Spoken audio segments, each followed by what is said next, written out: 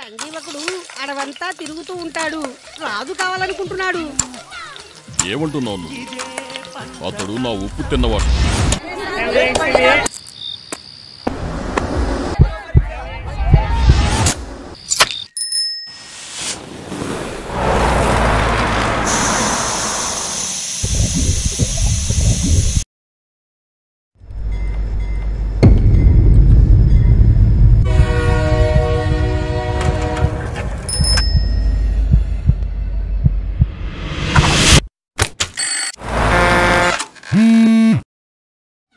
సౌందర్యను ఒంటరిగా బయటెందుకు తిరగనిచ్చావుంటరా? నేను చెప్పొచ్చేది ఏంటంటే ఈవెను ఎవరు చంపారో నాకు కూడా తెలియదండి. నేను నిజం చెప్తున్నాను. ఇదే జీవన మంత్రం, ఇదే పంచతంత్రం.